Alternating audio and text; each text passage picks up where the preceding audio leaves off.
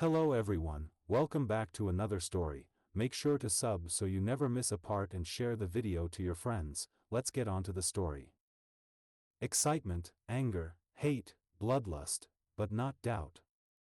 Certainly not doubt. He had gotten rid of that obstacle years ago. He would not be stopped now. Not when everything was so close to its fruition.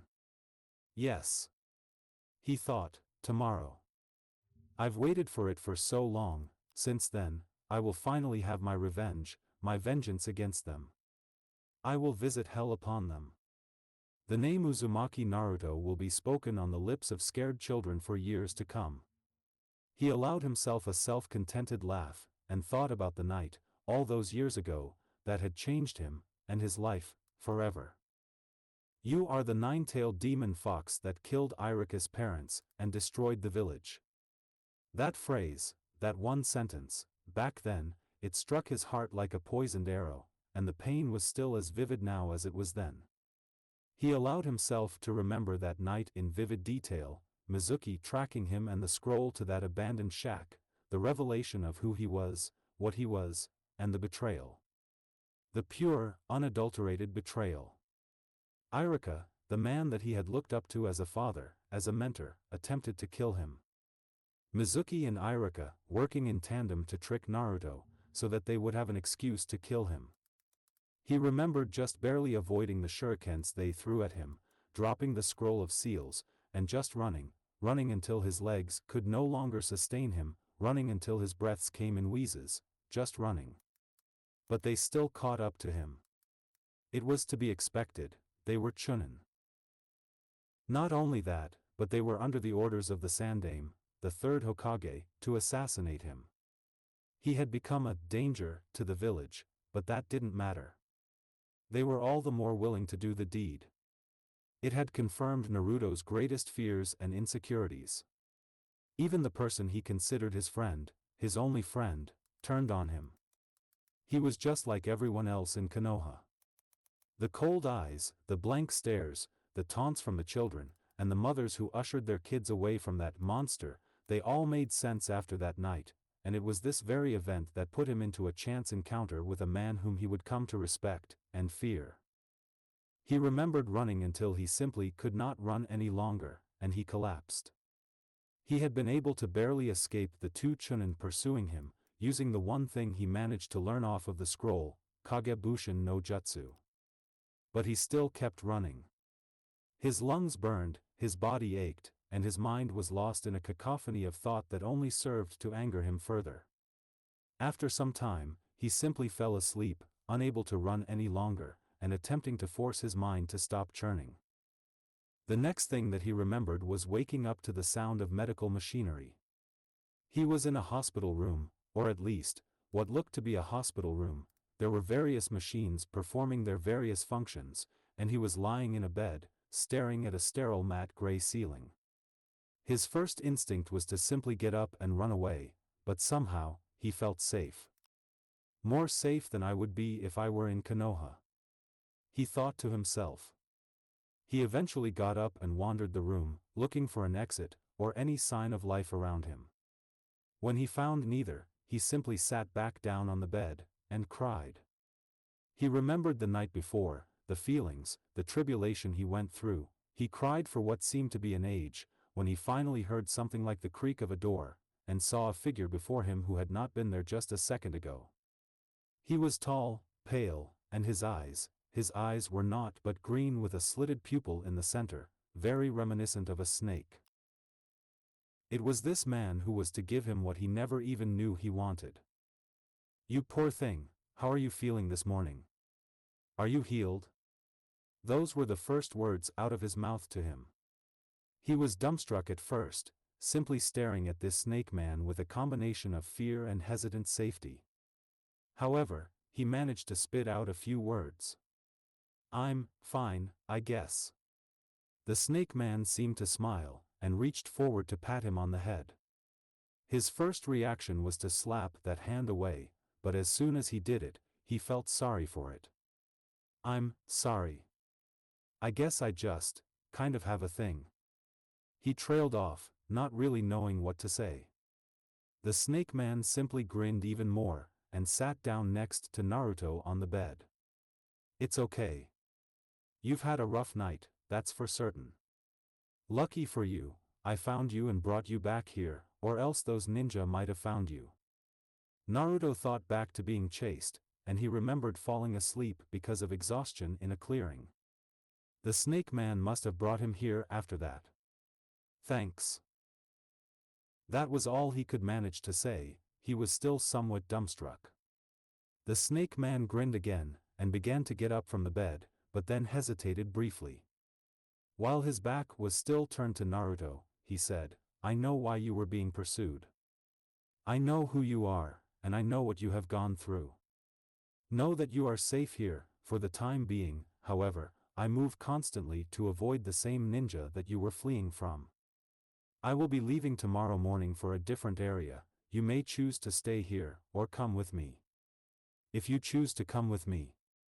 He hesitated again, and he turned around to face Naruto, but this time, his grin was curled at the top of his lips, and his eyes were slanted in something between anger and hate. If you choose to come with me, Naruto, I will guarantee that you will get what you want. You will become my apprentice, and you will become a greater ninja than even that fool, Sandaime. He paused again, looking pensive as well as eager. You may not realize it now, but you have a fire inside of you, and I'm not talking about the demon fox. He chuckled briefly at this funny aside, but Naruto was too enamored to notice the humor. You were an outcast in Konoha, a monster, a recluse of circumstance. The very people who you came to depend on attempted to kill you, just because of what you are, what you carry inside of you, and you will come to resent and detest that over time. As I said, you have a fire inside of you. The fire of revenge. The fire of vengeance. Think on it, Naruto. If you come with me tonight, I will train you ceaselessly, until you can use the demon inside of you to its fullest extent. I will train you to be stronger than any ninja, past, present, or future. I will train you to kill, to destroy, and to claim your right of revenge upon Konoha.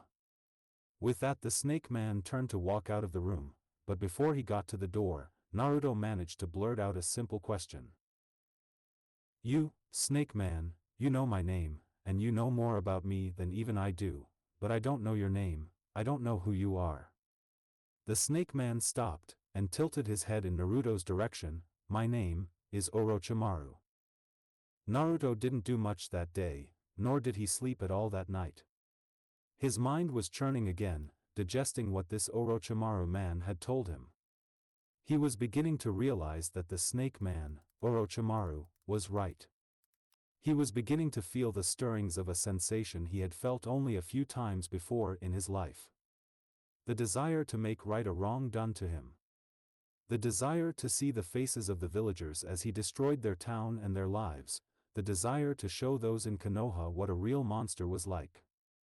Just thinking about it made his hair stand up on end and his mouth curl up into a smile vaguely reminiscent of the smile that Orochimaru had used. It took him some time, but in the end, he was decided. He would go with this Orochimaru man. He would become strong. He would have his revenge.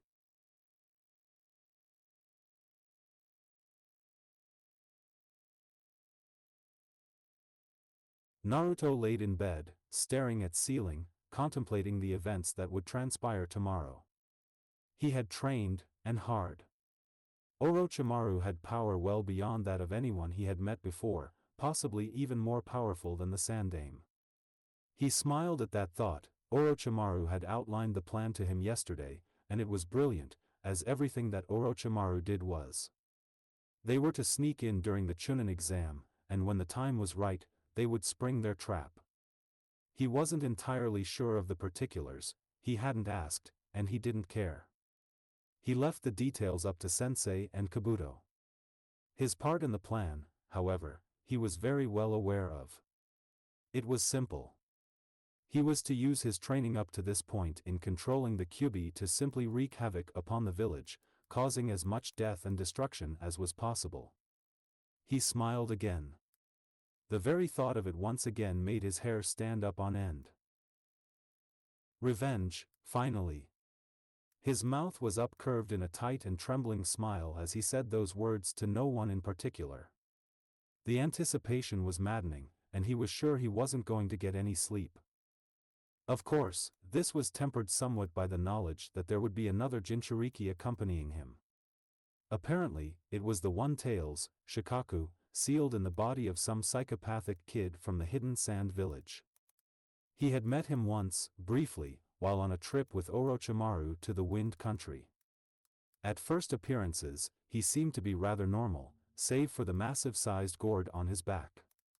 Orochimaru had asked for a demonstration of the kid's abilities, and while they were adequate, to Sensei at least, to Naruto, they were subpar. But when you're like me, everything seems a bit lacking, he chuckled to himself. However, where the kid had really shined was when he managed to do a full transformation into Shikaku, or the avatar thereof. Apparently, Shikaku himself couldn't be fully summoned without the medium being asleep, and Orochimaru wanted this kid to save that part for when he got to Konoha. Right before they had left, the kid had asked Naruto what his name was.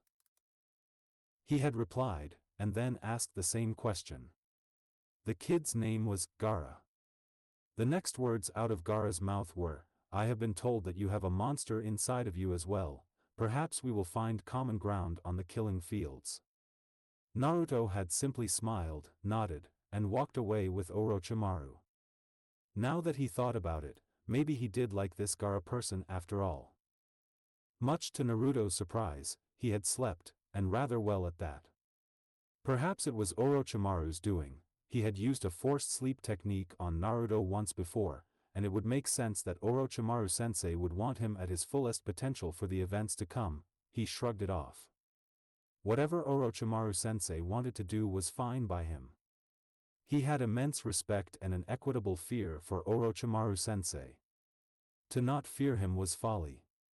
But he laid aside his internal feelings for the moment, and focused on the task at hand. They were jumping between trees and moving at a very fast pace towards Konoha now, and he could just make out the walls from where he was.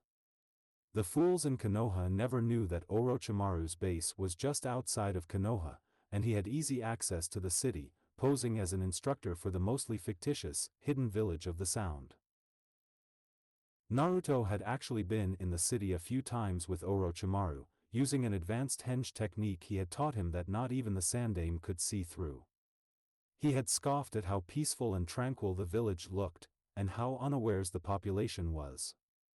He wondered, if they could see him now, what they would say. They would certainly call him a monster, but it would also certainly be the last words out of their mouth. He chuckled at that thought. Once again, the thought of killing all of the people who had tried to kill him, made him into an outcast, made the hair stand up on the back of his neck. He couldn't wait. He was ready to strike. He was ready to destroy. He was ready to kill. As they approached the walls of Konoha, Orochimaru and Naruto used the advanced henge technique to transform, while Kabuto simply stayed in his getup. He wouldn't be noticed. As they passed the gate itself, he chuckled to himself, looking at the ninja guarding the walls. It would be their last day on this earth.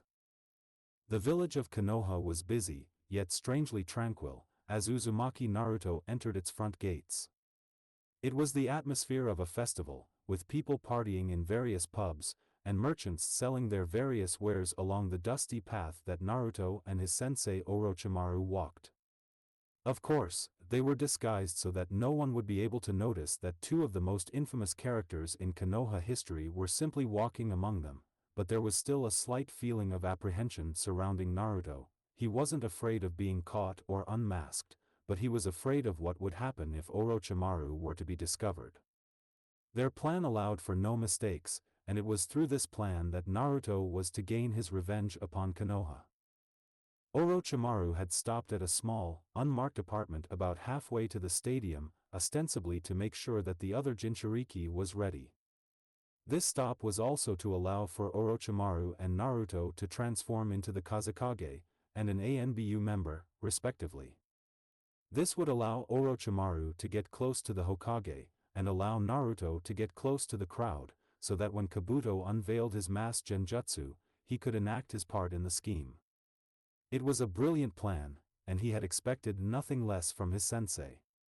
All that remained now was to head to the stadium and wait. Naruto smiled underneath his ANBU mask. It was close now, the time was so close, he could hardly wait. Naruto walked along the concrete causeway that was the Konoha Stadium, silently scoping out his adversaries along the way. He could make out 8 other ANBU members among the crowd, one of which was Kabuto. They would be relatively easy to dispose of once the action started. He also noticed a few other Chunin and Jounin speckled among the spectators, but he assumed that they were simply there to watch the matches, and they wouldn't be a hassle. He walked up to where his assigned position was, and began to notice various genin among the audience that he had gone to the academy with. There was Kiba, Hinata, Chuji, Ino, Tenten. He stopped and let his gaze fall upon one genin in particular. Haruno Sakura, the pink-haired girl whom he had previously had affections for. He smiled under his mask. Perhaps when this was all done with, he would take her with him, back with Orochimaru. She would be a good diversion to lighten up his training regimen, and maybe he could even. His thoughts stopped there as small fireworks began exploding overhead, and the Sandaime rose from his seat to give the opening address. He didn't pay much attention to it. After all, what use is there to listening to a dead man's words? He glanced towards the waiting area for all the genin taking part in the exam itself, and recognized the 2 Konoha genin standing among them. Shikamaru, he had been a friend of his during his academy days, but after today, he would be a hunk of flesh laying on the ground for the vultures. He also recognized Shino, a very quiet and reserved genin, whom he did not know very well. He'll die too, he decided. After all, isn't that the whole point of this thing? He smiled again. Yes, that was the point. That was his point. The first match was relatively uneventful, a Hyuga against some unnamed sound nin. One of Orochimaru's sacrifices. Orochimaru had specifically instructed his ninja to lose in their matches, even if it meant their own deaths. He did not want to reveal his hand too early, and if the sound nin showed their actual power, it might invoke suspicion among the Konoha ninja as to their real intentions. The match finished with little ado. The Hyuga had used his whirl, along with his 64 strikes of divination to end the match rather quickly. The second match was just about as boring as the first, Shikamaru versus a female sand nin. Shikamaru had won the fight, but opted to give up the match on the basis of his lack of chakra. A smart move, as to be expected from Shikamaru. Naruto gripped the handrail tightly as the third match came up. It was to be the last match before the trap was sprung, and he had to be on his highest alertness to make sure nothing went wrong. It was Gaara, the other Jinchuriki, versus his rival, Uchiha Sasuke. Naruto chuckled at himself. Back at the academy, Sasuke has been the #1 rookie of his class. Naruto had viewed him as a rival, despite the fact that he was last in the same class. But now the tables were turned. He was sure that Sasuke would be stronger now. After all, Orochimaru had acknowledged him enough to make him the primary candidate for his next container, but Naruto was still sure that he was stronger. No matter how strong you've become, Sasuke, you can't defeat a demon, you can't defeat me. Naruto knew that he had specific orders not to kill Sasuke, but he still intended to defeat him soundly. After all, he wanted to show the villagers just how strong he had become, and what better way to do that than to beat the last of the strongest clan Konoha had ever known. Naruto was broken away from his thoughts, as he heard Sasuke activate his Chidori, a jutsu that Orochimaru had told him about, and one that he had expected Sasuke to learn and use against Gaara. He smirked at the Uchiha from behind his mask. No matter how powerful Chidori was, he still could not beat a demon, and Gaara was a demon as much as Naruto was. He watched the feudal dance that Sasuke played out against Gaara's sand defense, and began preparations to being his part of the game. He slowly began fueling the tattoos that he had along his body with his own chakra, and this in turn prepared his body for the chakra to be released from the kyubi. The tattoos were specially designed by Orochimaru to center and focus the kyubi chakra, and aid in his eventual transformation. They were completely invisible until he funneled his own chakra into them, and that is when they were activated. They were conditioned with his own regular chakra, and then when his normal chakra reserve was depleted completely, the kyubi chakra would begin to flow effortlessly along his body, and enhance him to levels far greater than that of even a Hokage. It was an intense feeling, and it felt for a while like his chakra was being ripped out of him forcefully, but he knew this feeling too well to succumb to the pain. He continued flowing his chakra along the tattooed pathways, and began to feel the kyubi chakra that was sealed within him flow along the pathways as well. He was ready. He looked over at Kabuto, and gave his signal. He was ready. Kabuto nodded slightly, and formed a cascade of seals, readying his genjutsu to be released upon the crowd. Naruto began seeing people fall asleep before his eyes, and saw thousands of people simply slump forward, passed out, from the massive genjutsu that Kabuto had just unleashed. However, not everyone was affected. Most of the Chunin, and all of the Jounin were able to dispel the affects before it got to them, and even a few of the Genin were able to dispel the effects. Naruto smiled again. Their actions were futile. He would show them just how futile they were. He threw off his Anbu disguise, and began calmly walking towards the spot where the Jounin and Chunin were beginning to gather. One of them noticed him coming, and his eyes got wide with fear and trepidation.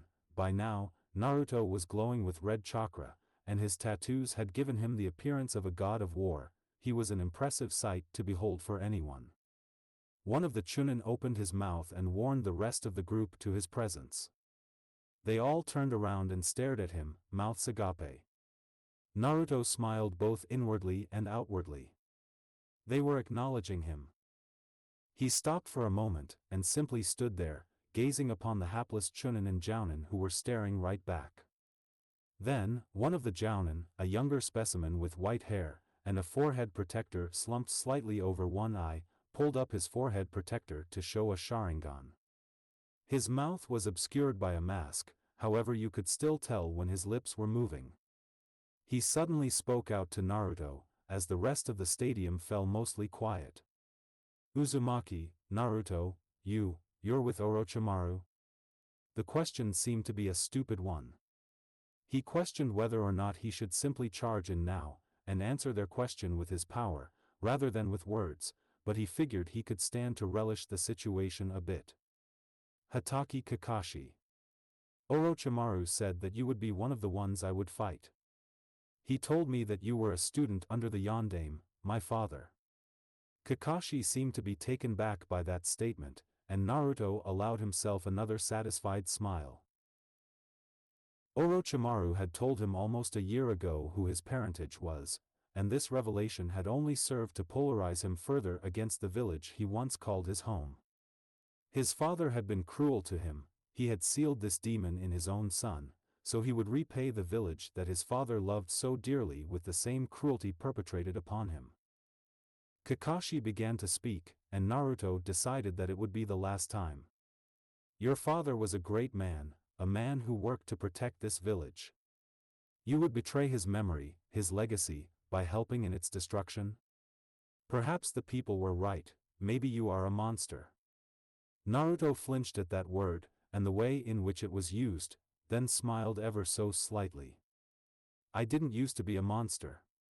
I was simply a kid, living my life. But I have changed. I am no longer a child, and I am no longer simply a human. I am a monster. And I will show you to what lengths my father's legacy has gone to become the very thing you turned me into. With that, Naruto began channeling more and more chakra into his body, and when he was satisfied that he had enough, he attacked. With blinding speed, he moved to behind Kakashi, in the midst of the gathered Chunin and Jounin, and let loose the ferocity of the Kyubi. He lashed out with his fists and feet, knocking a few ninja unconscious with every strike. He let the Kyubi take partial control, as he laughed maniacally, and with malice in every breath. It was happening. Something he had waited for, this feeling, the revenge, the vengeance, and the raw and pure desire to kill. His emotions were overwhelming, and he simply allowed them to further fuel his rampage. With every strike he incapacitated or killed someone, his feet and fists were a flurry of anger and hatred, and his mind was a downward spiral of emotion. He relished this moment. He wondered what his father would say if he were here right now. He would probably call him a monster. He smiled again. He would be right. Naruto stood on the steps, drenched in blood, staring at the corpses littered around him. Some of them were simply spectators who had gotten caught in the crossfire, but most were ninja who had attempted to get in his way. He had already gotten rid of the ANBU in the stadium, and now his only foe was the white-haired ninja who had been the only one to talk to him thus far. He smiled again. He wondered what his response would be to seeing his fellow ninja laying dead on the ground. He didn't have to wait long for an answer, as a kunai came flying through the air, aimed at his neck. He effortlessly moved to his right to avoid it, and by doing so, came into the direct line of Kakashi's foot. For a moment, there was a look of almost evil satisfaction on Kakashi's face, but it quickly changed to surprise when Naruto used his chakra to simply bowl Kakashi over before he could get within even a foot's length of him. Kakashi slammed into the wall with enough force to shatter bone, and simply laid there for a few minutes, while Naruto dealt with a few other annoying ninja who had decided to join the fight. When Naruto returned to the spot that he had left Kakashi, he was nowhere to be found. No matter, he can't hide forever. Besides, I think I know how to lure him out.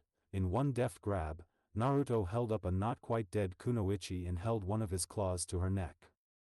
Kakashi. If you don't want this woman to die, you'll show yourself. To drive his point home, he pressed on her neck just hard enough to draw a small bead of blood. He noticed a moving blur to his left side, and threw the now fully unconscious kunoichi at it with all his strength.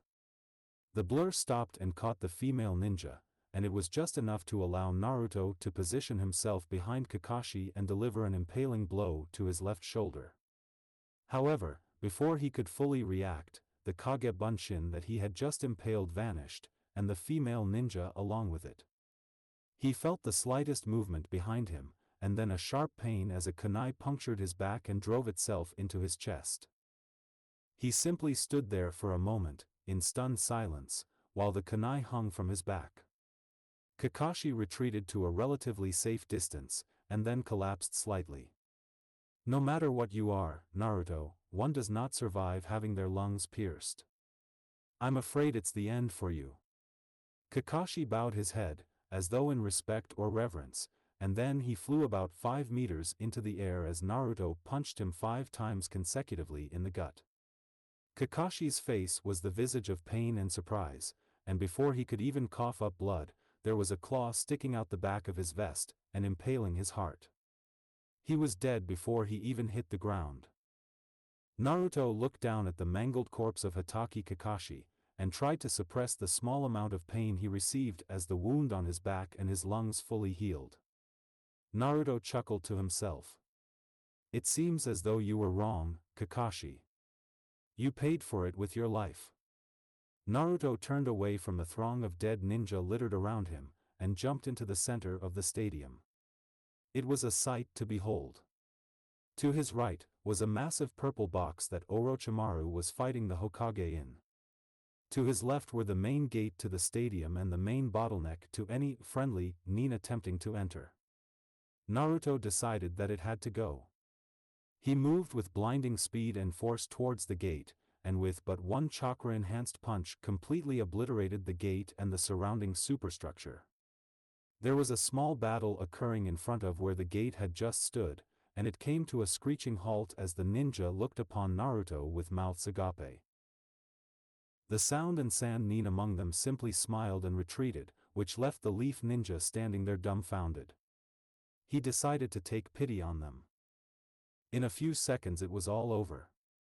The ninja lay on the ground, their mangled corpses barely recognizable as human. What looked to be the head ninjas in the area came up to him and kneeled before him in respect. What would you wish for us to do, Naruto-sama? Naruto-sama? He smirked. He was moving up in the world. Continue what you were doing. I trust you know what your mission is.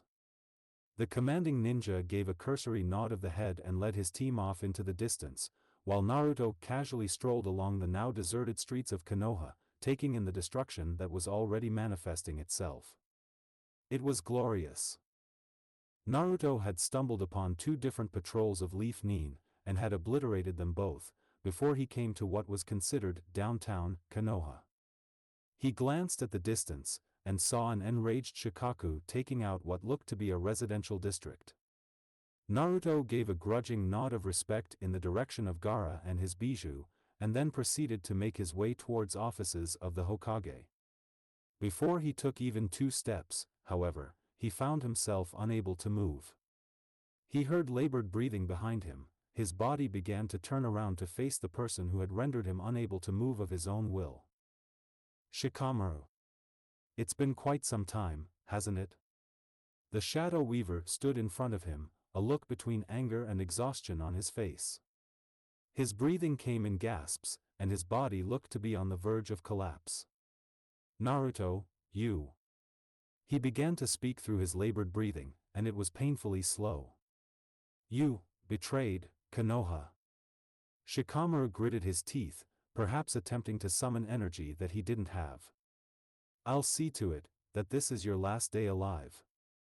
Shikamaru made a new hand seal, and part of the shadow that trapped Naruto began to rise in the shape of a hand across his body, obviously aiming for his neck. Naruto allowed himself an amused chuckle, before he effortlessly broke the Shadow Weaver's hold on him. Shikamaru, I thought you were entirely too lazy to become involved in things like this. I see you've changed. Naruto walked up to his former friend and with nothing but a simple finger flick sent him flying into the nearest building. He walked up to Shikamaru's beaten and bloody form, and knelt down in front of him, preparing to deliver the second and final blow. Shikamaru, I think you've been lied to. You see, it was not I who betrayed Konoha, but rather Konoha that betrayed me. You've been fighting for quite the lie, haven't you? How tragic. Naruto then impaled Shikamaru through the center of his chest, and Shikamaru's form fell limp upon his hand. Naruto chuckled. Everything was going so well. I wonder who I'll get to kill next. Just then, the form of 2 ninja appeared before him, one with white hair, and a rather narrow physique, and the other with a darker complexion and an odd scar across the bridge of his nose. Naruto recognized them both instantly. A broad, sinister smile spread across his face, and he let forth an earth-shaking, chakra-infused laugh that echoed across the mountain face and spread to the corners of the village. It was filled with malice and sinister intent, and it crumbled buildings that were near to him. Iruka-sensei and Mizuki-sensei. Come to finish the job, have we? Iruka and Mizuki just stared at Naruto with killer intent in their eyes, before Iruka finally spoke up. We should have killed you back then, Naruto.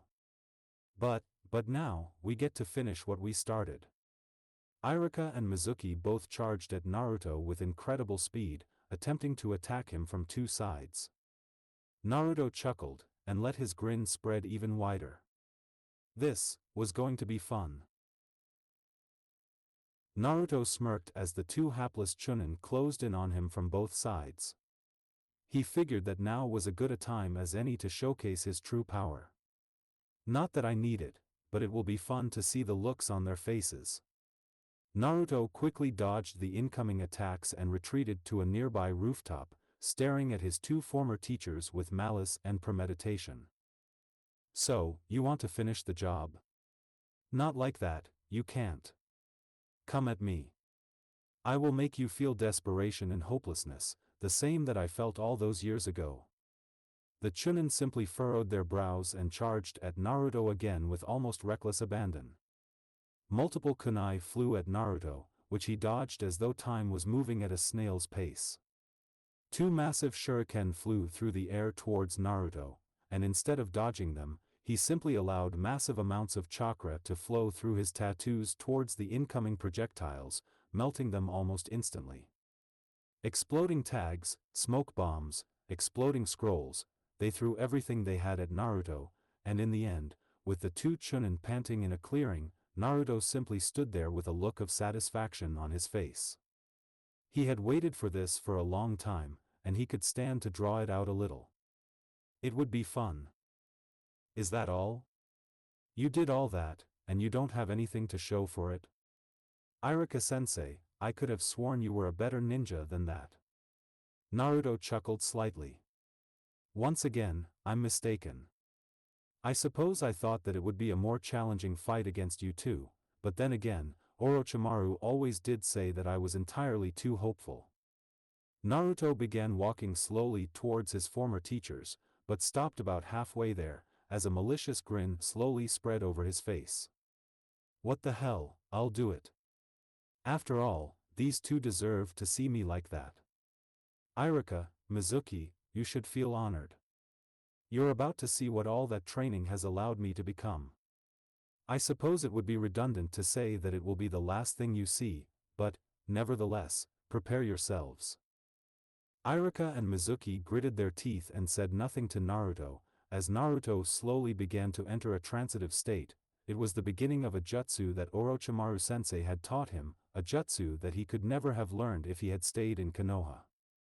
Naruto smiled inwardly, and allowed his mind to float free of its limitations, and he suddenly found himself in a very familiar setting, in front of a set of metallic bars, with a sealing note preventing the gates from opening. He knew what to do next. Kitsune. I've come to grant you your temporary freedom. I will allow you to control my body for a short while, under my guidance, provided that you follow my every command. If you don't comply, Naruto was suddenly cut off with a loud and reverberating laugh from beyond the bars. He braced himself for the onslaught of the demon fox's wrath, but it never came. Brat, I will honor my word, assuming you honor yours. For a chance to come out, even for a small while, I will give my word that I will follow your instructions. But don't get cocky with me, child. Naruto smiled. The fox was desperate for the chance to kill again, and it was working to his advantage. As you wish, Kyuubi. You know what to do. With that, Naruto emerged from his trance to find that only a few seconds had passed since he entered his state. Perfect.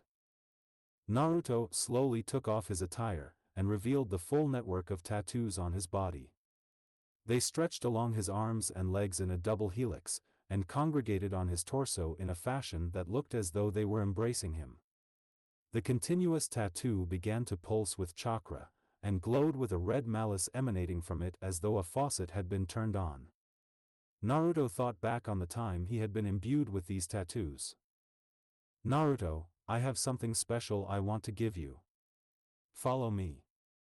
Naruto quickly stopped his training and turned to follow Orochimaru through the various corridors of his main base. Naruto wondered to himself what exactly his sensei planned to give him. He had never given him anything before, save for a new outfit, and various drugs to increase his size, and overall power. Whatever it was, it probably served Orochimaru's interests first. He wasn't one to be benevolent. Naruto came into a large hall with a table in the middle and Kabuto standing to one side of it. It was dark, damp, and it reeked of blood. Naruto had gotten used to the smell of blood, but the stench was so overpowering that it almost made him throw up. Almost. Naruto, position yourself on that table. Kabuto will be the one giving you your gift. Naruto hesitated for a moment, but thought better of angering his sensei, and proceeded to climb on the table. Kabuto neatly removed his vest and shirt, as well as his training sweatpants, which left him mostly naked on a metal table. He wondered just what it was that. His thoughts were quickly interrupted by a searing pain along the length of his body, and he looked down at his body to see something snaking its way across his body. With every prehensile movement of the, whatever it was, he felt a sharp pain everywhere in his body, and he quickly had to bite his lip to keep from yelping out in agony. His body burned, his skin felt as though it were being punctured by thousands of needles, and just as soon as it began, it was over. Naruto lay there for a moment, breathing in rasps, sweat dripping from his body. He looked at his body, only to see that whatever it was gone. He looked up at the now smiling Orochimaru, as though waiting for an explanation. He didn't have to wait long. "Naruto, I just gave you one of my most prized cursed seals." Orochimaru looked pleased with himself, and motioned for Naruto to walk with him back to the infirmary. As they walked, Orochimaru began his explanation. "This seal I gave you was designed specifically to channel the massive amounts of demonic chakra you have sealed inside of you throughout your entire body. When activated, it will look like you have tattoos arcing across your entire body, as one single entity. It will allow you, with proper training, to become an avatar of Kyuubi, and it will also allow you to use the Kyuubi chakra at will, whenever you want, assuming that you feed this seal your own natural chakra to help it grow. I will be helping you train in doing just that." Naruto looked at his body again, and began to flow chakra through it, noticing that when he did, the tattoos became visible. Naruto smiled. He felt stronger already. Naruto smiled at the now terrified Chunin standing in front of him. He gathered what self-control he had left and turned it inward, but not before leaving his former teachers with some parting words. "This will be the last time I speak to you, but know that the rage and malice you feel is not from the Kyuubi, it is from me." The ground began to shake and crumble away from Naruto with such force as to cause entire 5-story buildings to simply collapse on their foundation. What little moisture there was in the air immediately turned to steam, as the air surrounding Naruto began to burn with a ferocious heat. The two Chunin that were previously holding their ground in front of Naruto, quickly fled at a breakneck pace to anywhere that was away from where Naruto, the demon, was. From a distance, Iruka and Mizuki stared on with fascinated horror, and battles all around the village came to a halt as the form of a blood-red fox began to take shape in the middle of the town. The villagers of Konoha knew that shape all too well. It was the demon. It was Naruto. It was Kyuubi. Any hope of victory vanished from the minds of those who defended Konoha. It was over, even if they weren't dead yet, they would be. It was only a matter of time. Naruto watched from a vantage point somewhere in his mind as Kyuubi funneled his massive amounts of chakra into Naruto, and Naruto saw his body transform and transfigure to become a perfect avatar of Kyuubi. He laughed inside his own mind, a sinister, echoing laugh that even made the Kyuubi shudder slightly. It was time. "Kyuubi, do your worst." "As if I would do any differently." "Quiet, child. Witness what true evil can accomplish."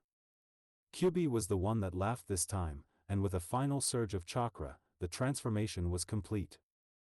Naruto grinned, and simply waited for the carnage to begin. This was his finest hour. It was as though they were in a vacuum, as if the air itself refused to move. The entire village of Konoha ground to a halt, and the only sound that could be heard was the sound of growling, a deep, guttural growl that seemed to reverberate for miles. Sand, sound and leaf alike simply stood where they were, oblivious to the presence of their enemies, and stared at the center of the village, where once there was a thriving hub of economy, there was now nothing but rubble. Where once had stood some of the tallest buildings in Konoha, there was nothing but pulverized earth. And where there had once been a blonde-haired young man, there was now a 9-tailed spawn of hell.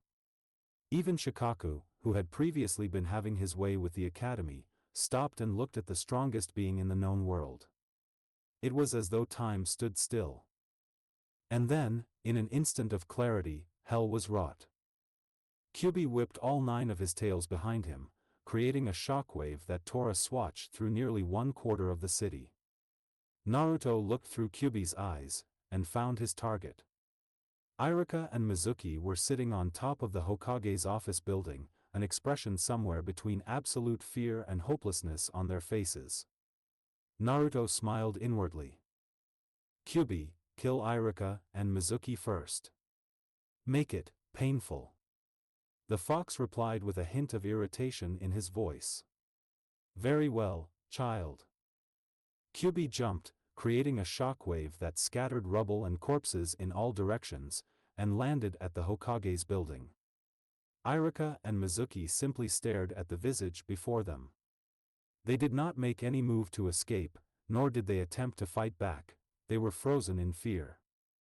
Kyubi decided that the most painful way for them to die was for them to be slowly dissolved in red chakra.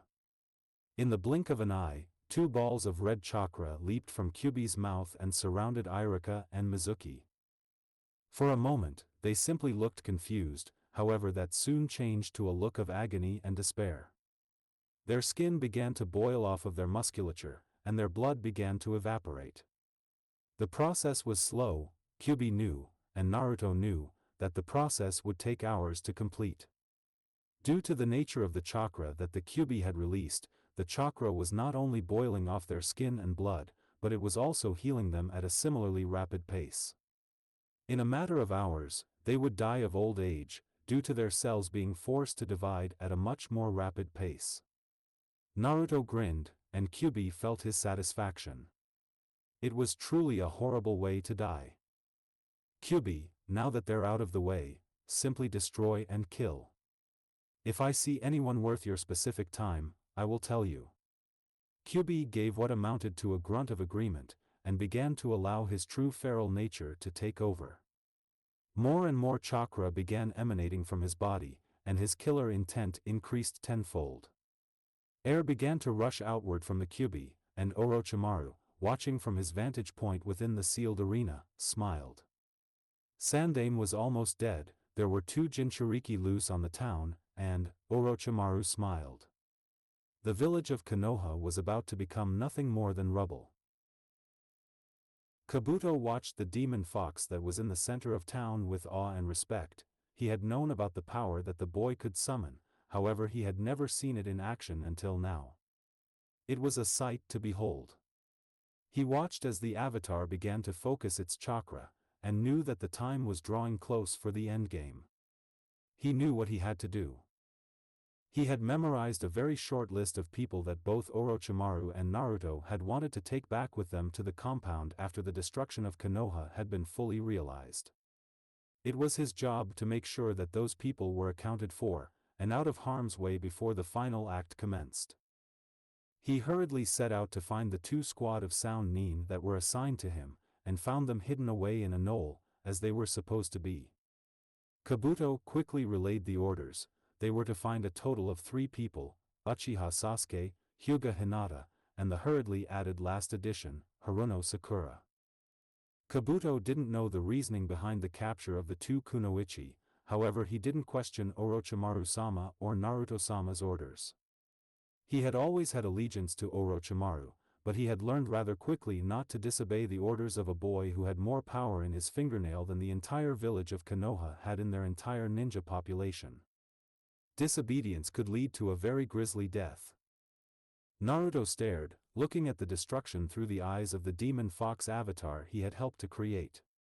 He had commanded the fox to begin gathering his chakra for the final attack, and he knew that it was also a signal to Kabuto and Orochimaru that the battle was about to be ended. He knew that by now, Kabuto would be gathering the people on the very short list of people that he had wanted to save, and that Orochimaru would be rather quickly disposing of the Sandaime. He smiled. Throughout the entire battle, everything had been leading up to this one point, this coalescence of fate, destiny, and initiative that would bring his plans for revenge to their ultimate fruition. He felt that the fox had gathered the required chakra for the final attack, and gave Kyubi the command to simply wreak destruction upon the area they were in until he got the signal to unleash hell. Naruto grinned. Kyubi was whipping his tails in all directions, creating shockwaves that tore through the city as a claw ripping through flesh. Kyubi would every once in a while release a fireball massive enough to turn the rock face in front of him into molten lava. The few people that remained in the epicenter of the city were fleeing as fast as they could away from the Hell Fox, but almost all were caught by either fireballs or shockwaves before they could even make it to what remained of the city wall. It was chaos, destruction, and mayhem, and Naruto could not be happier. He then noticed a small jolt of chakra enter into his consciousness. It was the signal to begin. He grinned and closed his eyes, relaying the order to Kyubi, and then completely gave all control to the demon fox, allowing his consciousness to float free among the ocean of hell that he rode upon. His vision was transformed into a 360-degree panorama of the city, and he simply sat and watched, while the Kyubi started the process to begin the death blow. It would be the most beautiful sight Naruto would ever witness. Orochimaru glared at the Sandaime, who was now laid on the ground, multiple swords run through his chest. He was weaker than he thought. All it had taken to kill the old man was a few forbidden jutsu and a few summoned swords, and it was all over. The Sandaime had fought back, enough so that Orochimaru was badly wounded, but it was nothing that he could not fix later on. His glare turned to a contented grin, and his thoughts returned to the overall mission. Unfortunately, he did not have the time he wanted to savor the destruction of the town that had once been his home. He motioned for his minions to drop the shield, and as soon as they complied, Orochimaru gathered some of his remaining chakra into a mental suggestion, and launched it towards the fox avatar standing in the middle of the town. He watched the chakra suggestion collide with its intended target, and watched as the Kyubi avatar stopped for a moment, and then began to move towards its intended location. Orochimaru allowed himself a rare laugh. Everything had gone so well.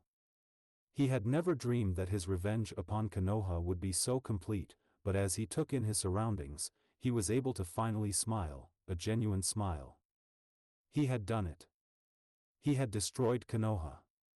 With a final glance towards the Kyubi, he motioned for his followers to take him to a safe distance, where he was able to meet with Kabuto and the children he had captured. They then looked on towards the city, and waited for the final act to play out. Kyubi was standing atop the Hokage monument, glowing with a red chakra so intense that it made the rock below him glow with heat. Kyubi knew that this would be the last act he would carry out before his consciousness and power would return into his jailer's stomach. He would make it one to remember. He began to focus his chakra. To an outside observer, it would have appeared as though hell had manifested upon the face of the earth. Kyubi's tails glowed red with more chakra than had ever been manifested in the world, and a light began to emanate from his visage. In one deft motion, Kyubi swung all 9 of his tails in a downward motion towards the city, and a riptide of horrible chakra washed down upon the former city of Konoha, obliterating absolutely everything as it continued its deliberate march across the entirety of the dead city. The ground shook, rock melted, people were incinerated, and everything that ever signified that there had once been life in the town was desolated, nullified, destroyed in ways that the human mind and vocabulary could neither comprehend nor describe. The wave of chakra continued unabated along the surface of the city, until it hit a barrier that the Shikaku avatar had spent all its chakra to set up. It barely managed to stop the onslaught, and the Shikaku avatar immediately reverted back into its medium state, as Gaara flopped to the ground, completely spent.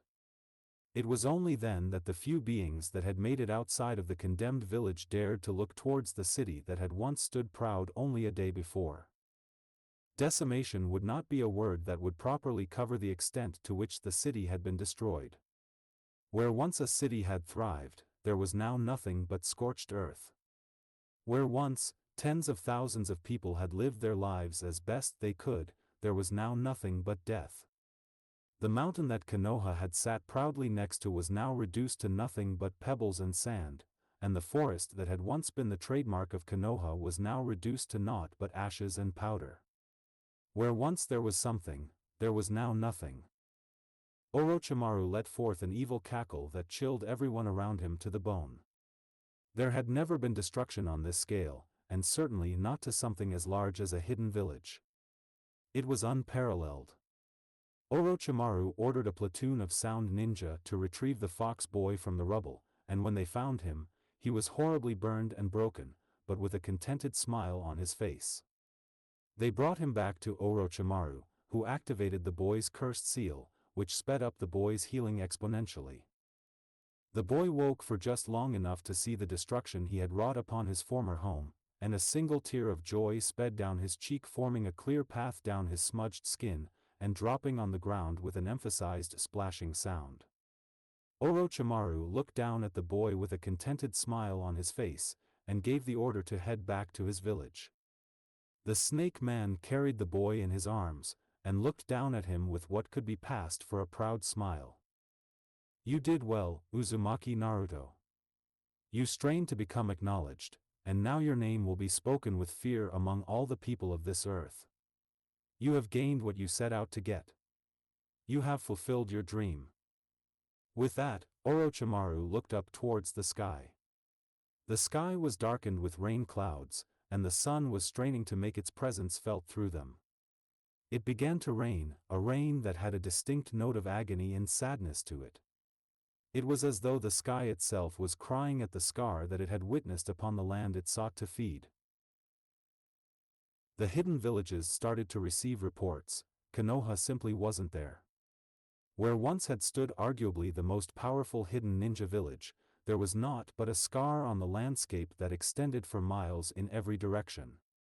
Scouting ninja from every major village arrived on the scene, and couldn't believe their eyes.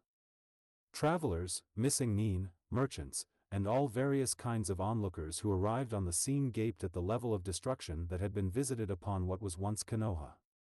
The collective question on their minds was, who? It was then that reports started to come in. A massive nine-tailed demon fox had destroyed the village. Over and above that, the one-tailed Shikaku had been spotted as well, and they were both rumored to be in collusion with Orochimaru, a feared name already. The major nations began to talk amongst themselves. If Konoha could be destroyed this easily, what about them? If Orochimaru had this much power behind him, was any of them safe?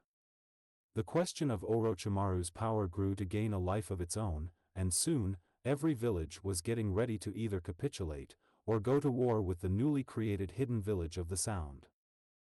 However, it soon became apparent to all of the nations and villages, with two Jinchuriki behind Orochimaru and with the power that Orochimaru himself wielded, not even the power of the greatest nations could stand against him. It became apparent to not just the ninja nations, but to the world. Orochimaru was not to be trifled with.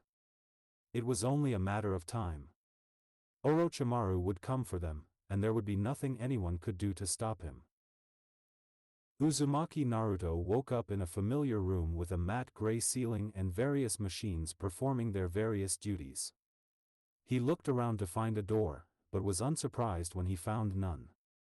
He sat up, and smiled. He remembered it all.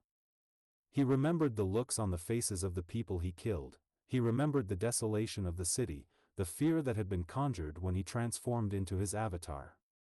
It was everything he expected and more. He heard a creak and saw someone standing in front of him that wasn't there before. He smiled up at the man and gazed into his snake-like eyes. Orochimaru-sensei, we did it, just as you said we would. Naruto looked so happy that he might tear up. We did indeed, young one. We both strived to fulfill our dream, and we achieved our goal. You are an asset that is priceless to me, and by working with me even more, you will gain even more power over your lifetime. We will be together until you die. Naruto let forth a half-hearted smile at this. He knew that he would die long before his sensei would, as his sensei was nigh immortal. But it didn't matter. Orochimaru was like a father to him, and he would stand by him until the bitter end. Hi, sensei. Until I die. I swear it. Orochimaru held out his hand to ruffle the boy's hair, and Naruto made no move to stop him. He then moved to walk out of the room, but Naruto suddenly remembered something. Sensei. The people that I asked to be captured, where are they? I would very much like to see them. Orochimaru smiled at him and motioned him to follow. They walked through various corridors for what seemed like hours, but were really only minutes, before they came to a large steel door. There didn't seem to be a handle to the door, or a lock, but Orochimaru bit his thumb and spread his blood across an engraved seal, and the door swung open without so much as a squeak. It was dark inside, but as they walked into the room, various candles on the side of the room lit, to reveal two figures chained against the wall. Two figures? Before Naruto could even ask the question, Orochimaru provided an answer. Sasuke is in my personal care. If he is to be my container, I need to condition his body to accept my power. It will be some time, however, as he has vowed to kill a certain man before he will. Orochimaru chuckled slightly and then continued. Before he will allow me to take his body. I'm sure you know who he is referring to. Naruto did indeed know, it was his older brother, Uchiha Itachi, that he wanted to kill, and he had no doubt that Sasuke would succeed in his revenge. After all, Naruto and Sasuke were very much alike in that respect, neither gave up. Naruto had visited his revenge upon Konoha, and now Sasuke would work to visit his own revenge upon Itachi. He made a mental note to ask Orochimaru if he could visit Sasuke later. Orochimaru continued. These two are in your direct care, you can do with them as you please. Should you need any help or advice, you can ask either me or Kabuto, however I will be busy from now on for quite some time. Orochimaru smiled again. I will leave you with them. After all, Sasuke awaits. Orochimaru sounded almost giddy as he left the room and the door closed behind him. He noticed that there was now a handle there that wasn't there before. He didn't pay it much attention. Naruto cautiously walked towards the figures that were now beginning to show signs of consciousness. Naruto didn't figure that they would break loose. Orochimaru-sensei's restraining techniques were second to none, however he was still rather hesitant around Sakura, and he was definitely still hesitant around girls in general. The fact that there were two girls in front of him, including Hinata, was enough to make him very nervous. The light in the room was just enough to make out the details of their predicament. Their hands and feet were clamped roughly to the wall, and their clothes had been exchanged with what looked to be simple peasant's garb. Both looked to be in relatively good condition, considering what they had just been through. Orochimaru must have treated them, Naruto thought to himself. Just then, Sakura's head began to stir, and she looked up somewhat hesitantly to see Naruto standing in front of her. Sakura, I see you're awake. I'm glad. Naruto gave a half-hearted smile to his once prospective crush, but it came out twisted and evil. It was the smile he was used to. Nah, Naruto? Where am I, what happened? Sakura seemed to be in a daze for a moment before her eyes went wide and sudden realization came to her. Naruto could see that she was going over the events that had transpired only a day earlier, trying to make sense of everything that she had witnessed.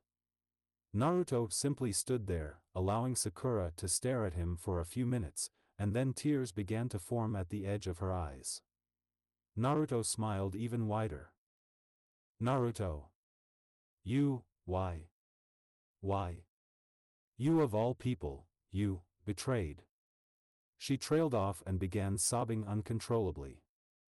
Naruto, again, just stood there and allowed Sakura to cry and cry, while he just stared at her with a grin across his face. Finally, after a few minutes of this, Naruto spoke up. Sakura, I will tell you the same thing I told Shikamaru, right before I killed him. Sakura's eyes went even wider at that comment. She knew that Shikamaru was one of the few friends Naruto had ever had. To hear that he had killed him. Naruto continued unfazed. I did not betray Konoha. Konoha betrayed me. Sakura had what passed for a quizzical look on her face, before Naruto's face deformed into what amounted to rage and resentment. He walked forward toward Sakura and was only inches from her face. My father was the greatest Hokage ever to live. He transformed the village into a thriving hub of economy and strength after one of the worst wars that the great countries had ever seen. The villagers respected him, loved him. He was a demigod to those people. And when the nine-tailed fox came along, he sacrificed his own life to seal that fox into me. Sakura was stunned at that fact. She thought that the nine-tailed demon fox was killed by Yondaime, so Naruto was the son of the 4th, and Naruto was the container of the Kyuubi. It was a lot to take in, but suddenly things started clicking into place. Why people hated him, why he was shunned, why he had his strange whisker marks. She was still absorbing all of this when Naruto began speaking again.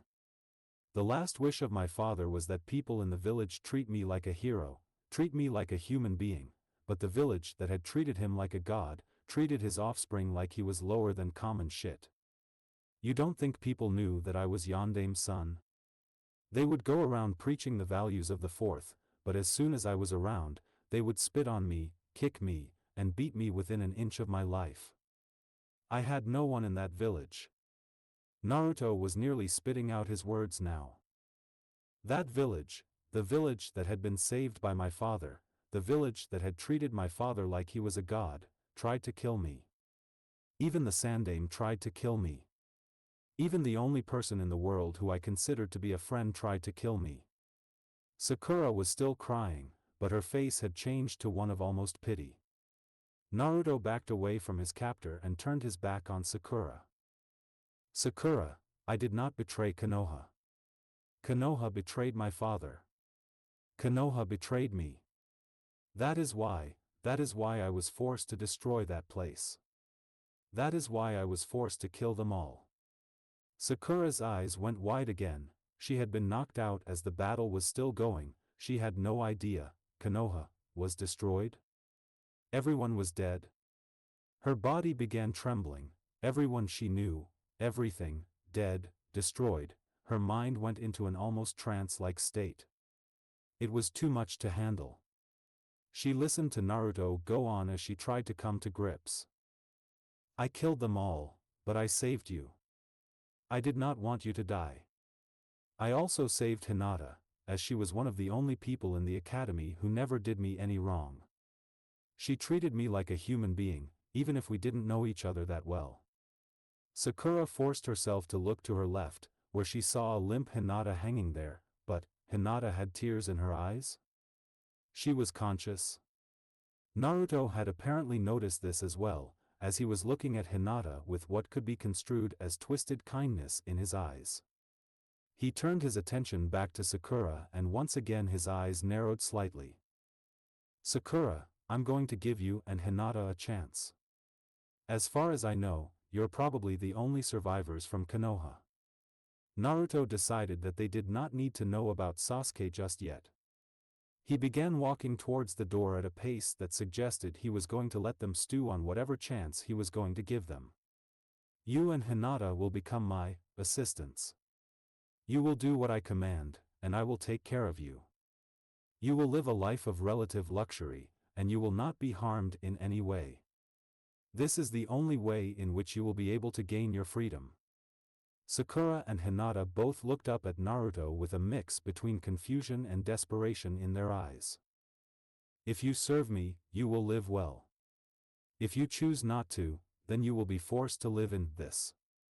He motioned to the room with his outstretched arms. For the remainder of your lives. And I assure you, you will have long lives either way. He stopped for a moment and seemed to shrug his shoulders nonchalantly. It is your choice. Choose wisely. With that, Naruto walked out of the door, leaving a defeated and emotional pair of former kunoichi behind to ponder their fate.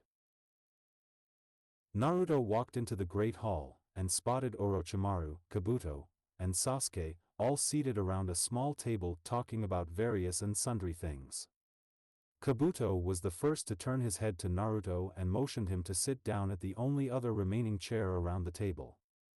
He noticed that Sasuke was now glaring at him intently, but he also noticed that there wasn't any palpable malice or killing intent behind it.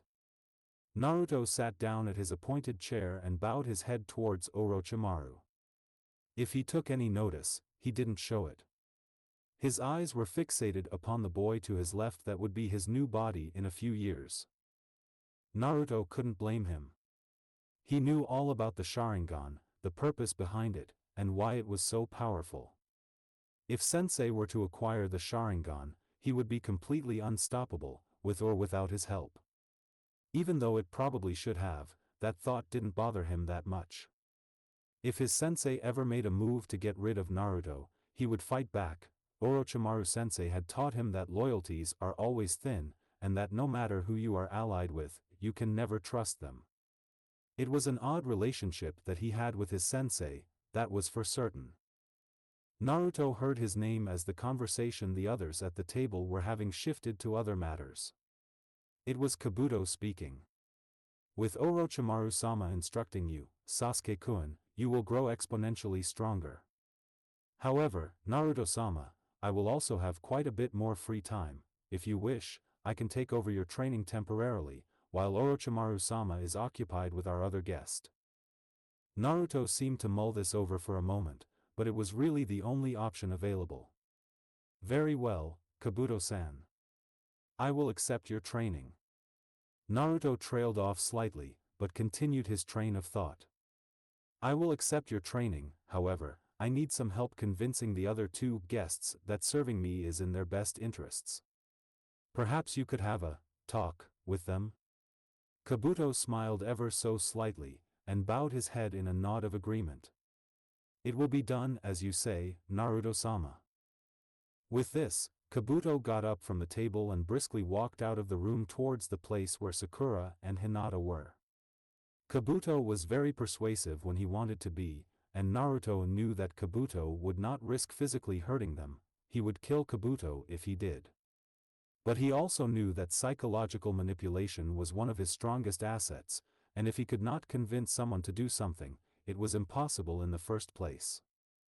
Naruto then noticed that through all of this, Sasuke continued to stare at him, but this time, his eyes were wider than they were before.